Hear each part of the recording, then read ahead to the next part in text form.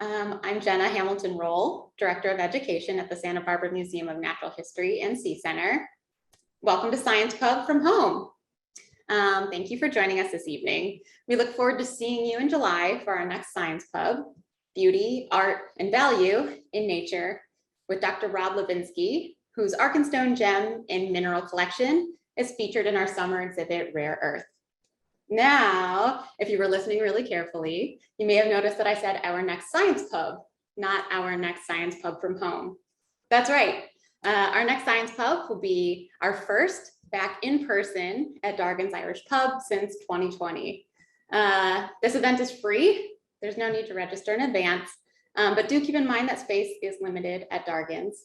And for those of you who enjoy working, supporting us from the comforts of your own home, don't worry, we're working hard to make our Science Pub Talk hybrid. It's summertime at the Museum and Sea Center, and wow, do we have some exciting things going on. As many of you know, in March, we opened a newly renovated exhibit on the second floor of the Sea Center, Dive In, Our Changing Channel, an exploration of our unique Santa Barbara channel. But since then, we have opened 2 more exhibits at our Mission Creek Museum, Butterflies Alive, our gorgeous butterfly pavilion that now features tropical butterfly species such as the stunning blue morpho, one of my new favorites, as well as our summer blockbuster, Rare Earth, where you can experience a unique and astonishing collection of minerals that will make you question our cultural assumptions about nature's value, and also just look at some really neat specimens. Butterflies Alive and Rare Earth are open through September 5th. Be sure to make time in your busy summer schedules to visit us. So tonight, I'm excited to introduce geologist and Emeritus Professor of Earth Sciences at UC Santa Barbara, Dr. Arthur Gibbs Sylvester. Art was born, raised, and educated in Southern California. After earning his BA in liberal arts at Pomona College and Ph.D. in geology at UCLA, he joined a team of shell development company of research geologists to study the tectonic history of the Pacific margin of the United States. UC Santa Barbara lured him away from shell to teach courses in structural geology, field geology, and petrology. He led more than 300 field trips in Southern California for students, industrial and professional geologists. Wow. After retiring from active teaching in 2003, he and Libby O'Black-Gans co-authored Roadside Geology of Southern California. He and Alan Glasner co-authored Geology Underfoot in Southern California, 2 books that you can find in our museum store and rock store, and Geology Underfoot in Death Valley in Eastern California, which you will soon be able to find in our museum rock store. Thank you so much for joining us this evening, Art. When you're ready, you are welcome to take it away. Hello, everyone, and a very good evening to you all, wherever you may be. I am not here in my office out in the Red Rock Canyon area. I am at home. Okay, here it goes like this, ladies and gentlemen. Dr. Jonathan Hoffman, the curator of Earth Science at the museum, asked me several weeks ago to give a talk about Charles Douglas Woodhouse to kick off this museum's summer exhibit entitled Rare Earth. The exhibit features some dazzling minerals borrowed from the Woodhouse's incredible collection of gems and minerals, now in the stewardship of UCSB's Department of Earth Science. Well, I replied I could talk about Woodhouse for only about 10 or 15 minutes, and he replied that, well, then talk about anything else that I wish after that. So this image illustrates some of the topics of my talk tonight. And you may ask with reason, how can the components of this image possibly be related to the Woodhouse collection and to the rest of the objects in this slide? Well, I shall attempt to show you how I would do it, and will conclude by telling you about where you can get more information about the topics I've chosen and many more. And then I'll let you judge how well I related these topics. All right, UCSB is a natural place to house the Woodhouse collection because its geology department has had a long tradition of mineralogy, beginning with Professor Robert Webb, who with Professor Joseph Murdoch the mineralogist at UCLA, published the first all-inclusive book about the minerals of California in 1958. This book documents every mineral occurrence known at that time in California. With Professor Murdoch, many years ago, I wanted some corundum for some reason or another. And corundum is not a common mineral at all, but it's noteworthy because only diamond is harder than it. And Murdoch and Webb mentioned a locality in La Cañada, and I went there, and sure enough, I found corundum-bearing rocks exactly where they said it was. Once I cleared away the ivy landscaping covering a bedrock slope on the property owner's front yard. I still have reason to refer to this splendid book, now reprinted several times. The basement where a lot of these minerals are stored today is very much like grandma's attic.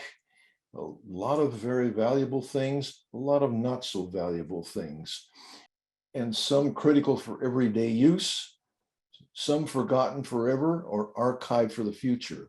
But above all, it has a lot of steel cabinets full of rocks and minerals. The museum's rare earth exhibit has borrowed mineral specimens from some of these drawers, offering you the opportunity to see some truly amazing and valuable specimens that otherwise, regrettably, seldom seen the light of day. One of the collections stored in the basement under lock, key, and alarm is the Bancroft Gem and Mineral Collection. Perhaps many of you have seen a small part of this internationally prized collection of gems and minerals in a specially designed case in the foyer of the Department of Earth Science, built to display just a few of the collection's many specimens. Peter Bancroft, class of 1941, a retired educator and author of books about minerals, and his wife, Virginia, have had a close relationship and friendship with UCSB over 50 years, contributing valuable minerals, gems, and fossils to the department. And many of the individual specimens at various times have won Best in Show in their class size at mineral shows all over the country. Peter Bancroft told me that he assembled the collection over the years to be able to put his son, Edward, through college. But when sufficient funds derived from other sources obviated selling minerals to pay college tuition, Peter and Edward chose UCSB as the home for the collection because of the family's great affection for the university and its faculty, which developed while he was a student at the Riviera campus where Virginia worked. Peter Bancroft's most memorable professor was the late geologist Charles Douglas Woodhouse, a mineralogist and mining engineer who was deeply committed to his students and collecting minerals. Doug Woodhouse began teaching geology and mineralogy informally at the Santa Barbara State College up in the Riviera in 1938, serving as a lecturer without salary. The following year, he joined the staff of the Department of Science on a formal basis. And when there was no way to pay his salary, Woodhouse taught for free, said Bancroft. His dedication to students was amazing and inspiring. Before joining Santa Barbara as its first geology professor in 1939, Woodhouse managed the Champion Sparkplug mine high up in the White Mountains of Mono County. The mine produced andalusite, an aluminosilicate that found its first uses in dental porcelain and then in the spark plugs at a time when the automobile industry took off with a demand for high temperature refractive minerals.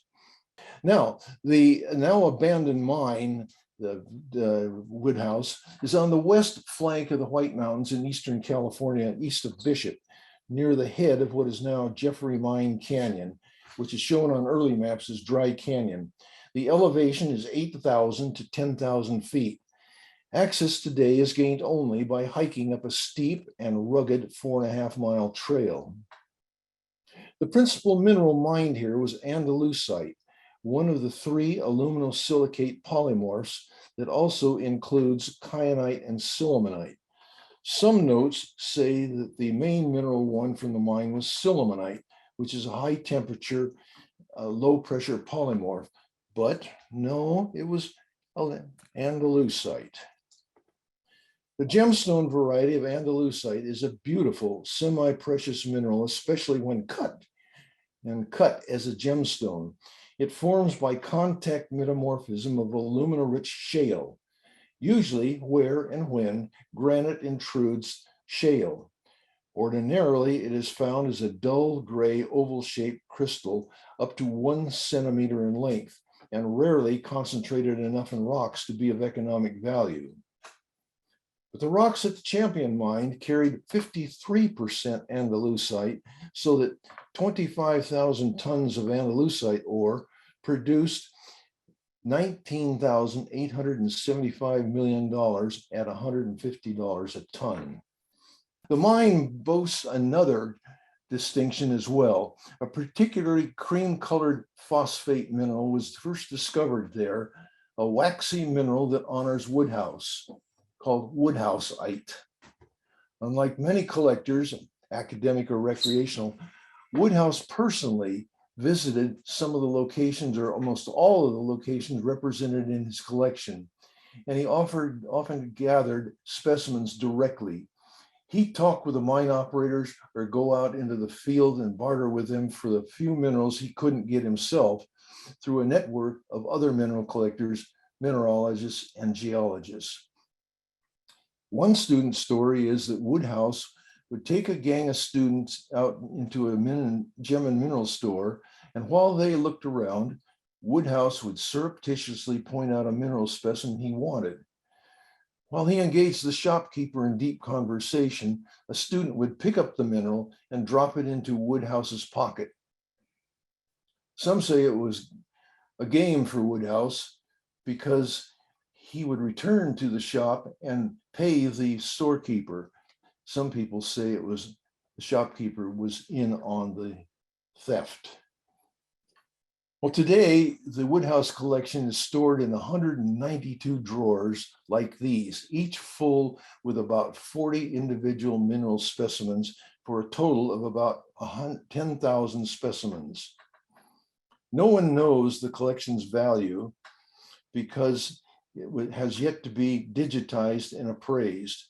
For now, the late professor's meticulous records are kept in 8 dusty binders waiting to be entered into electronic spreadsheets to bring the collection's database and resources into the 21st century. Do we have any volunteers? Woodhouse has left a legacy of not only a fantastic mineral collection, but also a building in his name and honor, and an endowed cash prize to be awarded annually to the graduating senior geology student most likely to succeed. Woodhouse was an amazing teacher, person, and benefactor.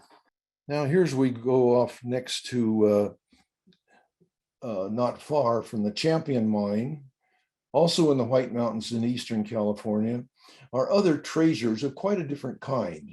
The ancient bristlecone pine trees, according the distinction of being the oldest living things on the planet.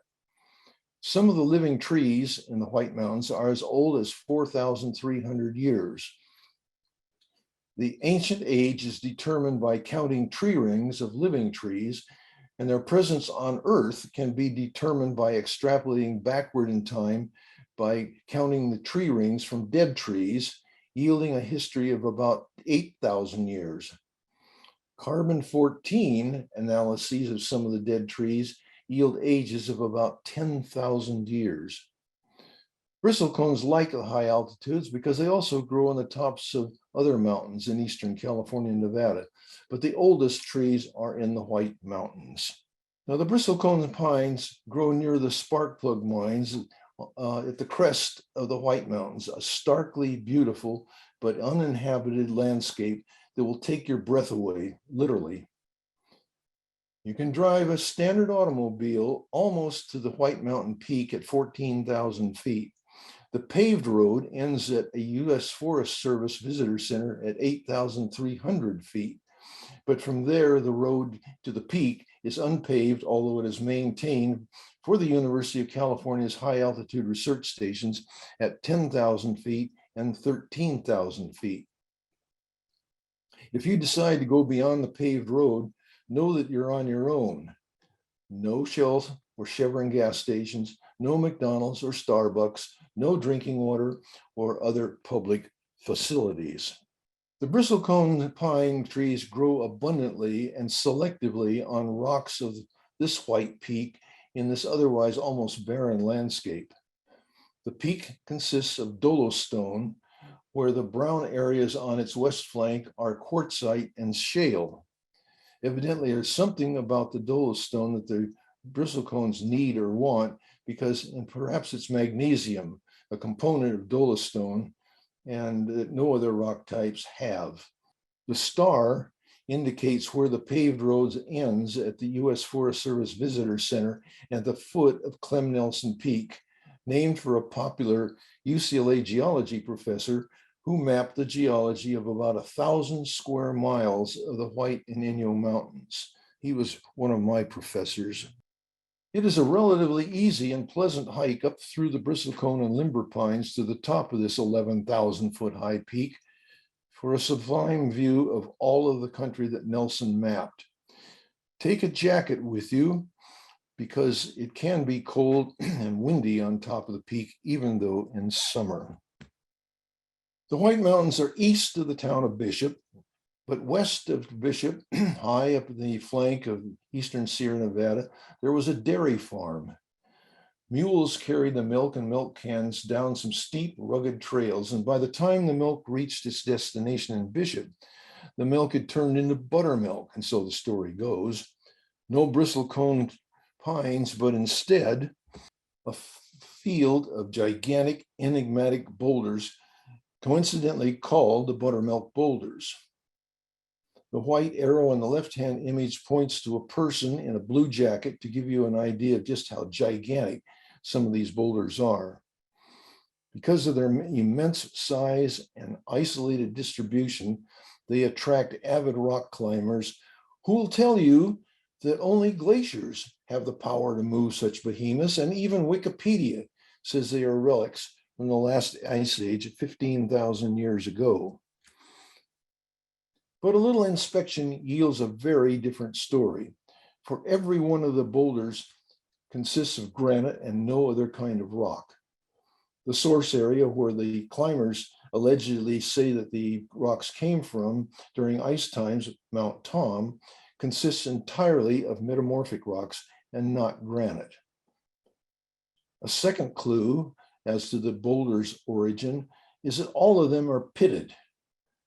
The tops of some, like the catcher's mitt shown in the right-hand image, and the sides of others, and even the bottoms of still others, are pitted. Now here, drone's eye view of jointed rocks on the left, and a deceiving imaging on the right, which I'll explain here. Where is pitted granite found, and what force could move these boulders?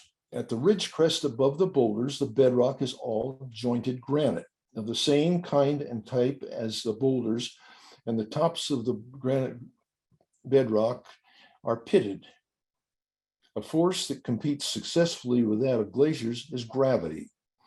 These boulders broke away along joints and tumbled and slid downhill, probably fairly recently, because the bounce pits and sliding scars are still to be seen on the hill slope between the ridge crest and the boulders.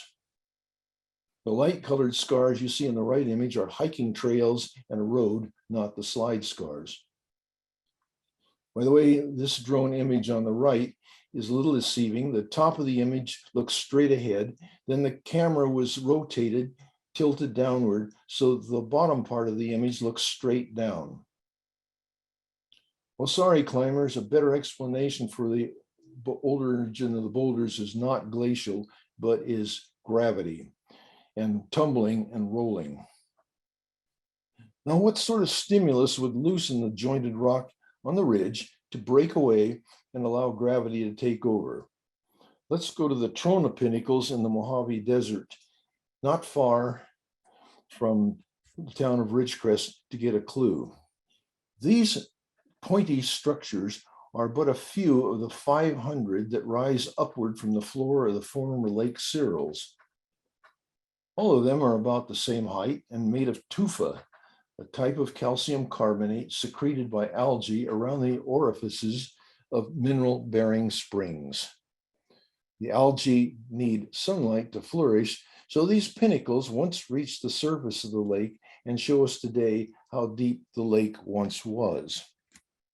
Before the 2019 Ridgecrest earthquake, the pinnacle on the left had a precariously perched cap rock.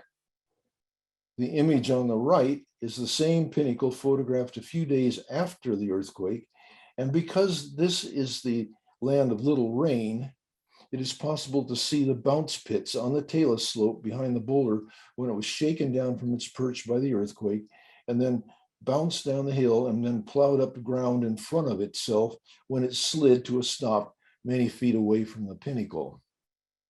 Is there evidence of other big earthquakes in this part of California? Well, the answer is a resounding yes, indeed, there is. If we look over in the map on the right side over here, on the left is the east side of the Sierra Nevada. On the east is the Inyo Mountains, and in the center is Owens Valley, reaching from about Olancha all the way up to almost Bishop. The map shows in red the trace of the ground that ruptured during a gigantic earthquake in 1872 that was ranked about magnitude 7.9 to 8.2 on the Richter scale. The earthquake was felt all over California and Nevada. It broke the ground for 85 miles up the length of Owens Valley and even shook down rock slabs and boulders in Yosemite National Park. 110 miles to the northwest, where John Muir was encamped at the time, he described what he experienced. Geologists have determined that the scarp over here in the left image has risen 20 feet in 3 earthquakes in the last 10,000 years. It is really an impressive scarp and easy to visit a short distance west of Lone Pine. That's me on top of the scarp marveling at the vertical displacement, whereas most of the displacement in the 1872 was horizontal and totaling more than 20 feet. Let's return to rocks and minerals and go to the opposite side of the state, opposite the end of the size and climate spectra, and to the seacoast near Cambria. Here you may collect pretty red, green, black, and white pebbles at Moonstone Beach. Here the rocks, or pebbles, are mostly chert and lesser jadeite. The shell up there is about 2 inches long and gives you some idea of the scale of them.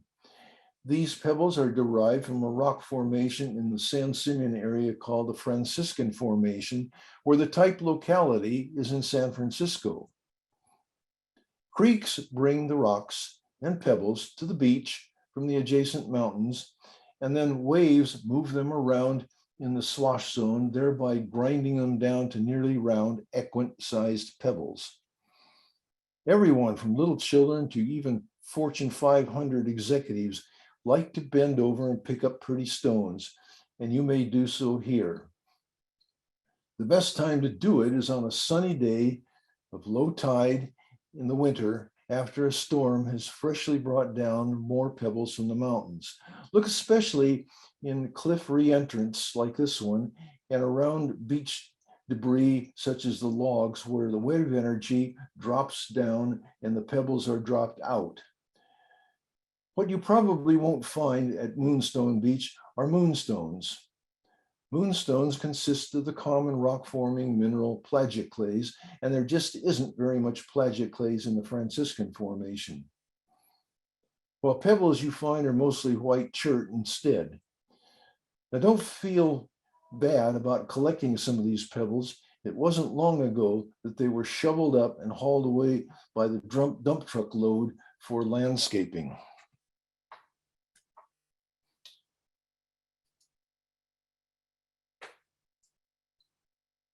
I want to return to rocks and minerals here And let's go to wollastonite, which is a chemically simple mineral named in honor of the English mineralogist and chemist Sir William Hyde Wollaston. It is a calcium silicate with a chemical formula CaCO3. It's an industrial mineral used in ceramics to reduce warping and cracking during firing and to increase strength. Being a calcium silicate mineral, wollastonite contributes calcium in ceramic glazes and glaze mixtures. Wollastonite is widely used as a flux in the casting of steel and in the production of paints and coatings. Now, why do I bring up this mineral out of the 10,000 other minerals in the Woodhouse collection? Because Wollaston established the Wollaston Medal, which is the highest award the Geological Society of London has given annually every year since 1831 to geoscientists who have had a significant influence on the geological science by means of a substantial body of excellent research in either both pure or applied aspects of the science. Among the previous winners was Charles Darwin. The medal is made of palladium, which was discovered in 1803 by Wollaston while analyzing samples of platinum ore. Palladium is rare and tends to appear with deposits of platinum, nickel, copper, silver, and gold. Because of its use in making geological research metals, palladium is used as a substitute for silver in dental items and jewelry. The pure metal is used for the delicate mainsprings in analog wristwatches, and it's also used in surgical instruments as a catalyst and perhaps by the awardees as a paperweight. Yeah, this year's Wollaston awardee is our own Professor Emeritus Tanya Atwater in recognition of her work to bring the startling theory of plate tectonics from the spreading ridge crests on the floor of the ocean onto the land to explain such geological features as the San Andreas Fault, the transverse ranges, and the Basin Range. Tanya told me that the metal is really heavy. So Tanya, if you were watching, congratulations. We're really proud of you. The other mineral I've chosen to mention tonight is actinolite, because I'm often asked in the question and answer part of my talks, where can I go to collect some pretty minerals for free without getting shot at? Well, my answer is to go to the little town of Wrightwood on the north flank of the San Gabriel Mountains and search for actinolite in the Heath Canyon debris flow diversion channel, where it goes through the east side of town. It may take you a few minutes to spot a sample of the dark green fibrous rock because it will probably have a thin covering of dried mud. You can find pieces, I should say, from the size of a cherry pit up to that of a basketball. This fine specimen is not from the Woodhouse collection, but is one I picked up in the diversion channel while on a field trip. Actinolite is an amphibole mineral in the tremolite-actinolite series of calcium, magnesium, and iron silicates. I also told you about some rocks that have moved by gravity. Let me return to another example of moving rocks in California, the weird and enigmatic slithering stones of the Racetrack Playa in Death Valley National Park. How these stones have moved, as they certainly have, has been an enduring mystery of the national park since the first report was written about them in 1947. Explanations include wind, wilderness vandals, and extraterrestrials. We now know the answer, which may be a pity because every national park ought to have a mystery. These stones fall naturally off this steep mountain front onto the playa and then slide episodically across the playa's surface. And over in the center here, it's this mountain here that the rocks are shed from, and they go out onto the playa. Just look at these tracks. If you wish to go there, be sure your car is well maintained, that you have a good jack, a good spare tire, and know that you can remove your lug nuts, and have food and plenty of water. It's a rough 40-mile drive on a washboard road from the paved road at Ubahibi Crater to the playa. Don't even think of driving out onto the playa. I've bounced around several seemingly unrelated topics, as the title of my talk implied it would, and as I said I would, and I leave it to you to decide how did I do. I assure you, however, they are tied nicely together in Mountain Press's latest Geology Underfoot book that concerns Death Valley and Eastern California, a large tract of California that Clem Nelson considered God's country. This second edition is extensively rewritten by Alan Glazner, Robert Sharp, and me, and published this last January. It is all color with several new chapters, including and especially the full story of the enigmatic slithering stones of Racetrack Playa, with photos provided by the two Norris cousins, who were the first to actually be out there and observe and measure movement of the stones. For you Santa Barbara people, the book can be ordered from Chaucer's, Tecolote, and Mesa bookstores. In the meantime, do visit the Santa Barbara Museum of Natural History to see the amazing display of Woodhouse gems and minerals in the museum's summer exhibition entitled Rare Earth. A friend of mine did so last week and said the exhibit is truly stunning and spectacular. To our book about Eastern California, I can add two other colored books that will guide you around Southern California. They describe many more geological wonders, including and especially places in Joshua Tree National Park, Red Rock Canyon, and Death Valley. These books are among the latest in a popular series of books initiated by Mountain Press in 1972 and now cover over 35 states and several national parks. May I suggest that one or all of these would be a wonderful Father's Day gift. Well, that's all, folks. And I give thanks to Jenna Roll and to the Santa Barbara Museum of Natural History for inviting me to tell you something about Doug Woodhouse, his mineral collection, and his Andalusite mine. I hope you have learned about some other interesting geological sites in the vicinity of the mine, and they will visit them as soon as the gasoline prices come down lower. Thanks to all of you for joining the museum and me this evening, and back to you, Jenna. Thank you. Oh, that was like fascinating. I love seeing all of the pictures of Sierra. Folks, go ahead and put your questions in.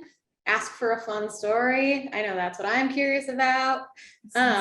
We did get a question from someone, and maybe you know the answer to this, or maybe not, but they wanted to know how you count the rings on alive trees. I think thinking about the bristlecone pines. Well, that's not my area of expertise, but you count those rings one at a time from the center outward to get the rings, and a tree adds one set of rings each year. If the and you'll see sometimes where it's nice and wet, and other times where it's very dry. So that's how it's done. Is just they usually sometimes need a microscope to count those rings on the bristlecone pines, but one set of rings at a time till you count them all up. Yeah. I think it's possible too that it's a combination of techniques that we're probably pretty familiar with in things like geology, and using sort of isotopic methods these days to start to answer some of those questions as well when it comes to living trees.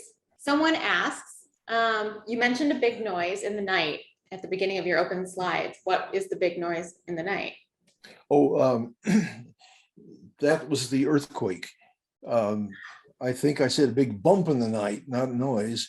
the big bump in the night. It happened at 2:30 in the morning in March of 1872. And this magnitude 7.9 or 8.2 earthquake happened along the fault there in Owens Valley, and was felt all over California and Nevada, and felt by John Muir way over in Yosemite National Park. That's what I was referring to. Thank you. We've got a couple of questions regarding the moving rocks. Judy and Jenny Anderson want to know, any chance you could give us a quick description of how the Death Valley sliding rocks actually move? I'd like to leave that for my book. There it's explained really fully and with pictures and diagrams and the whole thing. So it's a mystery, or has been a mystery, in Death Valley National Park for years. I'm going to leave it for a mystery and let it people read about it in the book. Awesome. I love that. Let's see. Participant wants to know, is corundum ruby? What is corundum? It's a variety. The ruby sapphire is a variety of corundum. It's the gem variety of corundum, and corundum is number 9 on the Mohs hardness scale. And it's not common, and that's why I thought I better go out and see if I can find some of that, and I'll use the Murdoch and Webb book to do it. And sure enough, it was right where they said it would be. Wow. A participant wants to know, do you have a mineral collection? And if so, how many specimens do you have? I don't have a lot. I guess I could say maybe I have maybe as many as 50. I keep them in a nice little old pharmacist's cabinet that has a whole lot of little drawers. And some of my best specimens I collected while I was a surveyor's assistant in eastern Arizona, and we were patenting some of the copper mines out there. I've got some specimens that I really treasure, but I also was given specimens by some of the people out there that are also very fine. I'm just wondering what I'm going to do with them here. Oh, I've got some granddaughters. I'll give them to them. Okay. You know, I know some museums in town as well, if you're looking. Yeah. All right. Anne would like to know, is the John Muir account of the earthquake available? Yes, it's available in his books. He's written, of course, several books, and there's a whole chapter about what he experienced. I can tell you briefly that the earthquake happened. He jumped out of bed, ran outside, and said, "Ah, a noble earthquake." And he watched the boulders coming down and crashing into the valley floor, and it validated his opinion or theory that the valley was carved by glaciers, and that boulders came down and landed on the floor of the valley, and it was not just a great big rift the way the geologist, the chief geologist of the California Geological Survey at the time thought. He thought it was the whole valley was just opened up by one great big earthquake. No, John Muir said it was carved by glaciers. Wow. Thank you. I have to add, this isn't a question, but someone just put it in the chat. Chad, I don't know how to say your last name. It's complicated, starts with a K. But in 2019, he says that you kicked him out for skateboarding by the geology building at UCSB. They were using a lab-to-date zircon grains for his master's thesis. He thought that you looked familiar, and then looked down at his Roadside geology book and realized you were the author, and went back to the building, went up to tell him that I know him and sorry for skating near his office. You talked for a while about drones and geology, and you signed his Roadside geology book. Oh, okay. Yeah. Well, he was skateboarding down there and making a lot of noise, and you're not supposed to be skateboarding and doing tricks on the campus. They're for transportation, but a lot of the edges of concrete curbs and things like that are all dinged up by the skateboards, and I was annoyed by the noise he was making down there. So I went down and said something like, you know that there's a $50 fine if the police catch you skateboarding out here, and I'll give you 5 minutes to get out of here before I call the police. And he left right away. That's funny. I also was at UCSB for a while, and my office was right by the loading dock of the geology or sciences building. So I can relate. It can be a noisy place. JG wants to know, do you have Morenci turquoise? No, I don't have Morenci turquoise. I have, I did work around the mines at Morenci, and one of my most beautiful specimens are quartz crystals on top of azurite. And they're just sparkle. It's an amazing piece of rock that I've got there. I didn't have time to spin around poking around and looking for minerals very much. I was too busy earning my keep there as a surveyor's assistant, but here and there I would stumble across a pretty rock and pick it up. Very cool. Greg wants to know, have you seen the stromatolites off of Figueroa Mountain Road? No, I have not. I have not either. Interesting field trip. One of our guests wants to know top 3 mines to visit in the Bishop area, mineral wise. Say what again? I didn't quite get that. Top 3 mines to visit in the Bishop area in terms of their mineral content. Certainly number 1 is Pine Creek, where it's the largest tungsten mine in the world until the miners went on strike and the owners had to close it down. So it's closed down today. It is a terrific mine. You can see a lot from the outside. Don't go poking around on the grounds, but I took the trail that goes up Pine Creek, and you can see quite a bit of it if you have some bit of a guide that tells you what you're seeing across the canyon. I'm trying to mentally whiz around and see what other mines there. There used to be tungsten prospects in the Buttermilk country, and the Cerro Gordo mine down at the south end of Owens Valley was I think a gold mine. They were looking for silver. Following the strike at Virginia City and the Comstock lode, geologists went all over the countryside at that time looking for another Comstock lode. They never found it. But there are other minerals in the area that are economically valuable. One of them, by the way, is talc. And it's so good and so pure that the cosmetic companies go and mine it there and put it into their cosmetic products. I think of Helena Rubinstein as one of the owners of one of the mines. I don't think you can visit it, but it's certainly one of the, was for a long time anyway, was one of the major economic factors of mining in the eastern part of California. Wow, what a very California story. It's got beauty, it's got minerals and mines. I'm also a big fan of the Cerro Gordo mine as well as the Darwin mine. So I was happy that Cerro Gordo is on your list.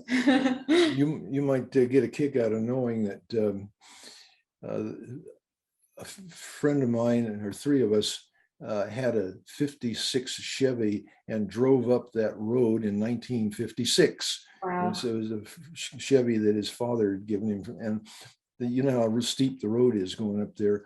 And our 56 Chevy just zoomed right up there, no problem. They don't make them like they used to. So we have Charlotte Tyler here with us, Doug Woodhouse's daughter. And she really? said, yes,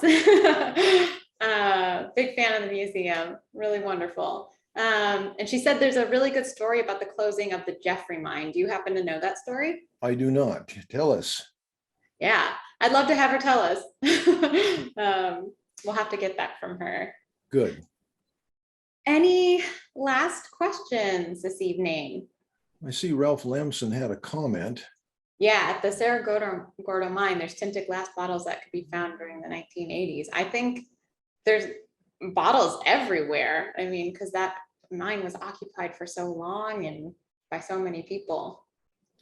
I was told there's a recent effort to do an open pit gold mine on the east side of the Cerro Gordo mine, and the tests that have been done found gold there, but it was very minute quantities. It was really flour gold, and there was enough opposition to the project that it's been canceled now. It would have made a heck of a mess over there if they had been able to do it. Yeah, yeah. Steve says, Dr. Sylvester first defined a new mineral for me in 1970 on a field trip. I asked him to help me identify a unique stone I found. He said that leverite. I looked confused, so he expanded and said, that's just a stupid rock, leave her right there. I love that. That's an old joke, Steve. Yeah.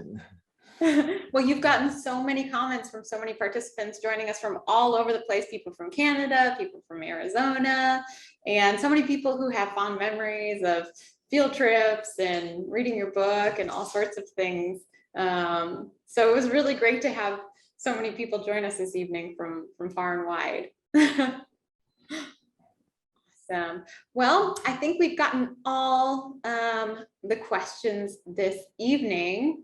I want to thank Art, number one, for joining us with your fascinating talk this evening. I loved it. And then all of you for joining us. We hope to see you all on July 11th for our next Science Pub, Beauty, Art, and Value in Nature. Again, live in person at Dargan's Irish Pub, and hopefully also streaming online. Thank you so much, Art, and all of you have a great night.